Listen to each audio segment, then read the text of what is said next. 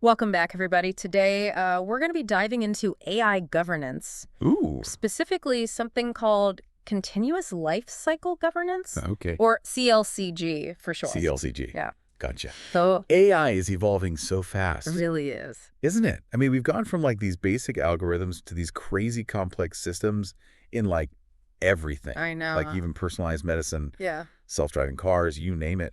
But as these systems become more and more sophisticated, Right. the decisions they're making carry more weight. Yes. And so, It feels like the need for some sort of robust governance is becoming super crucial. absolutely, and that's exactly what we're diving into today. Yeah. So this deep dive is going to be based on a recent article from XLM's Continuous TV Weekly newsletter. Mhm. It's called Continuous Lifecycle Governance, cLCG, for AI apps. Catchy title. Right. It Yeah. was published on December 11th, 2024 by Nagesh Nama and Kashap Joshi. Okay. Now, you're probably already familiar with all the concerns around AI, like the whole Oh, yeah. robot uprising thing. For sure. But what this article really gets into Yeah. is how cLCG can actually, like, address those concerns head on.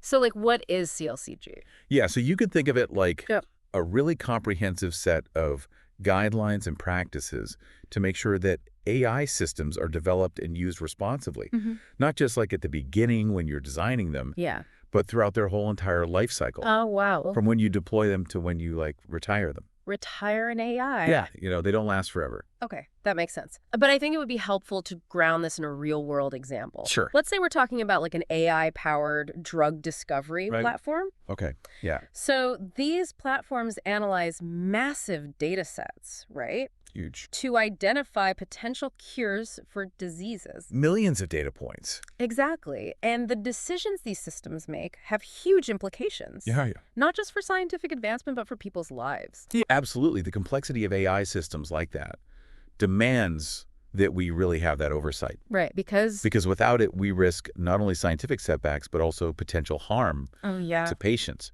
if the AI makes like a bad recommendation. So it's about more than just, keeping the robots in check. Right. It's about making sure that AI is actually used safely and ethically. Yeah, especially when the stakes are so high. Exactly. And that's what the article emphasizes. Yeah.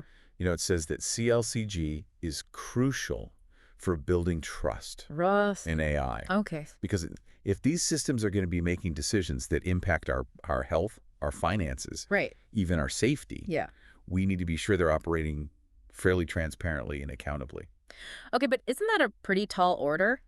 It is. I mean, how do you actually make an AI system transparent? Even the experts sometimes struggle to fully understand Right. how these complex algorithms work. It's a big challenge. Yeah. There's no doubt about that. Yeah. But that's precisely what cLCG is trying to do. And- It's not just about building ethical AI. Uh-huh. It's about Yeah. building AI that we can understand and trust. Okay, I like that. And that involves a lot of things, like making sure that the data used to train the AI is unbiased, Okay. that the AI's decision-making process can be explained, Yeah. and that there are things in place to monitor the AI for potential problems or biases. So it's like building in safeguards Yes. from the very beginning, but then also having that ongoing oversight Absolutely, you got it. to make sure those safeguards are actually working. Exactly. Okay. And that leads us to another big benefit of cLCG Okay. that the article highlighted, which is regulatory compliance. Oh, yeah, I was going to ask about that. So governments all over the world are realizing how big of a deal AI is.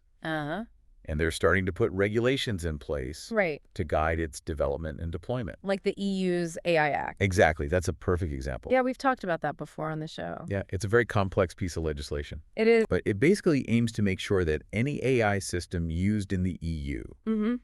meets certain standards for safety, fairness, and transparency. Right. And so cLCG can be really helpful Extremely helpful. for organizations to navigate this increasingly complex legal landscape. Yeah, you can think of it like a roadmap Okay. that helps organizations align their AI development practices with all these new regulations. So it helps them avoid those big fines and, reputational damage Huge. that can come with not complying. Yeah, nobody wants that. No, which I'm sure any company would be keen to avoid. For sure. But the article doesn't just talk about that, right? No, it doesn't. It also talks about how cLCG can help manage those inherent risks we always hear about with AI systems. Absolutely. One of the biggest concerns is this thing called model drift. Model drift. Yeah. What is that? So basically, this is where an AI model, over time, Mm-hmm. starts to like deviate from how it's supposed to behave. Really? Yeah, due to changes in the data it sees. Wait, so you're telling me that AI systems can actually change over time? Yeah, kinda. I thought once they were trained, they were set. Not really, because the real world changes, Right. and the data that AI systems use is constantly evolving. Okay. So as the data changes, Yeah. the AI's performance can drift, Yeah. and that can lead to like inaccurate predictions, Oh, biased outcomes, oh no. or even security problems. Okay, that's a little unsettling. Yeah. So it sounds like AI isn't a set it and forget it technology after all. Yep. It requires like constant attention even after it's been deployed. You got it. And cLCG gives you the tools and frameworks for that ongoing vigilance. Okay, so vigilance. It emphasizes continuous monitoring of AI systems, implementing feedback mechanisms to catch those deviations, Huh? and conducting regular maintenance to make sure they stay on track. This makes a lot of sense, but I Yeah. have to admit, it sounds pretty complicated. They can be. How does cLCG actually work in practice? Well, luckily the article breaks it down. Huh. Okay, it outlines 5 key stages of the cLCG lifecycle. 5 stages. Yep. Okay, well, let's hear about those. It all starts with the planning and development phase. Okay. That's where you lay the foundation for responsible AI. Okay, so like the groundwork. Exactly. You establish a clear vision for the project, Mm-hmm. you outline the ethical guidelines, Okay. and you conduct a thorough risk assessment. Risk assessment. Yes. So this is where you identify potential pitfalls Gotcha. and build in safeguards from the beginning. So it's like laying the foundation of a house. I like that. Yeah, you want to make sure it's strong and stable before you start building the rest of the structure. Exactly. And just like with a house, you don't just build it and walk away. Right. You need to maintain it, make repairs, Yeah, adapt it to like changing needs. for sure. That's where the other stages of cLCG come in. I'm curious to hear about those stages. Okay. What happens once the AI is actually built and ready to be deployed? Well, that takes us to the deployment and integration phase. Okay. And here, the focus shifts to operational integrity. Okay. This involves a lot of rigorous testing to make Mhm. sure the AI is working like it's supposed to, Right. making sure the AI's decisions can be explained and understood, Okay. and of course, meeting all those compliance requirements we talked about earlier. It sounds like the show me the money phase Yeah. where the theoretical becomes practical. Exactly. But I imagine the journey doesn't end there, right? You're right, it doesn't. What happens after the AI is out in the wild, so to speak? Well, that's where things get really interesting. This is where we enter the heart of cLCG, the continuous monitoring and feedback phase. Okay. This is where the continuous part of continuous lifecycle governance really comes into play. Tell me more. So imagine you've launched that AI-powered drug discovery platform we talked about. Okay, yeah. Researchers are excited, investors are happy, but your job isn't done. Right. In fact, just beginning. Oh, wow. Now you need to keep a close eye on that AI, Mm. tracking how it's performing, looking at what it's putting out. So like regular checkups? Yeah, exactly. Like a doctor? Like a doctor for your AI. Okay.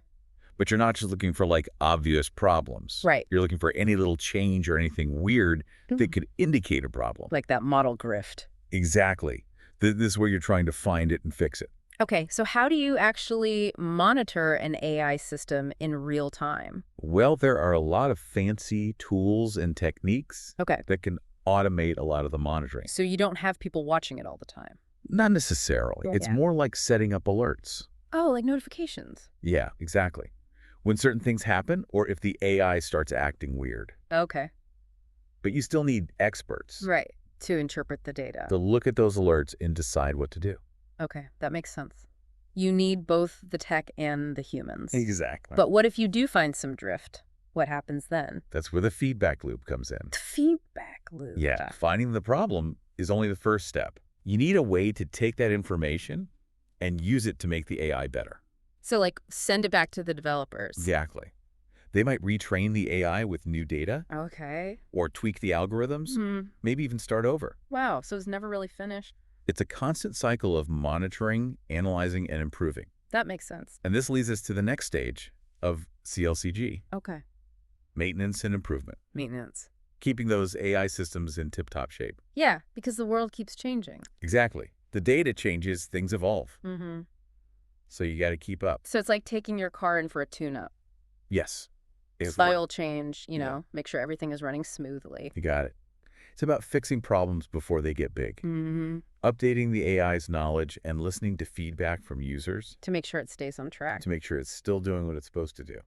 But this all sounds pretty resource intensive. It is. I mean, continuous monitoring, regular updates, retraining the AI. Yeah, it adds up. How can companies actually do all of this without spending a fortune? Well, the article talks about that too. Mm. It does require a lot of resources and expertise.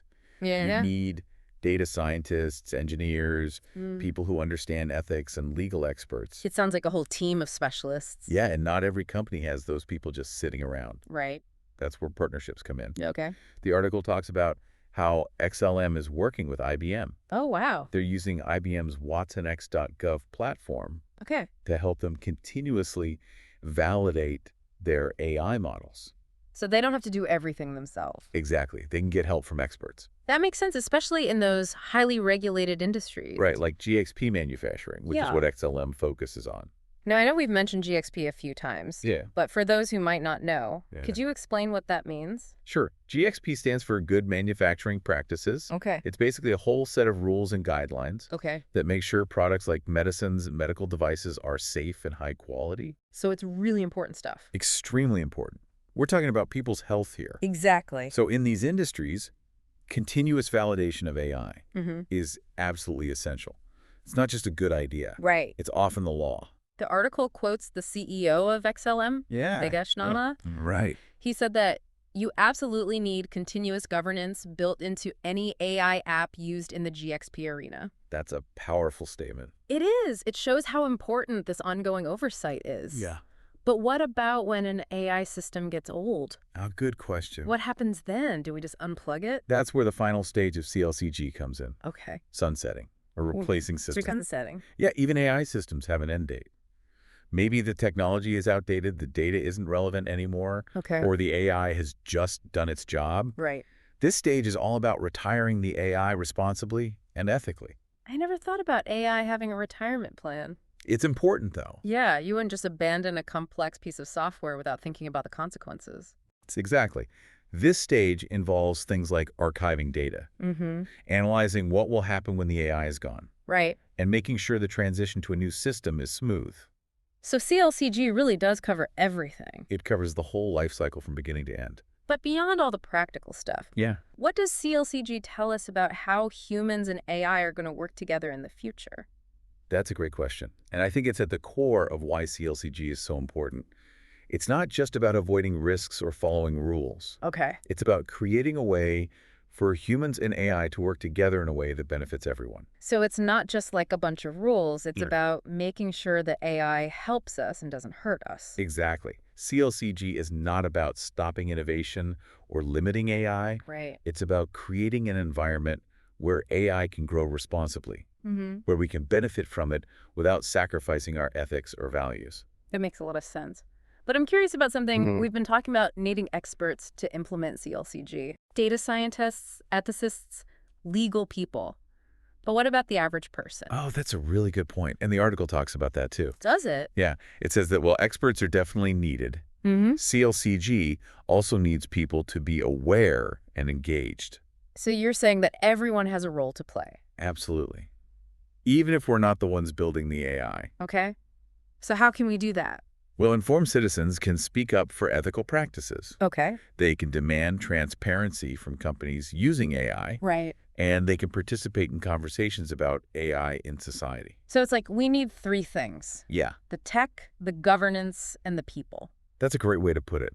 We need all three to make AI work for us. And that's why resources like this article are so important. They really are. They help us understand this complex topic. And they give us the power to join the conversation. Exactly. Well, we've covered a lot of ground today, We have. from the details of cLCG to its impact on society. Hmm? But if there's one thing I want our listeners to remember, it's that cLCG isn't just a tech issue. No, it's not. It's a human issue. It's about ensuring that as AI continues to change, Yeah. it reflects our values, Mm-hmm. respects our rights. And helps everyone. Exactly. So whether you're an AI expert, a business leader, a politician, or just someone interested in technology, Yeah. understanding cLCG is super important. It's not just about controlling the algorithms. No. It's about building a future where AI helps us thrive. And that's definitely a future worth fighting for. I agree.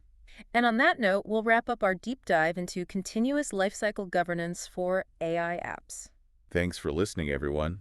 We hope this is giving you some new insights and something to think about. Until next time, stay curious.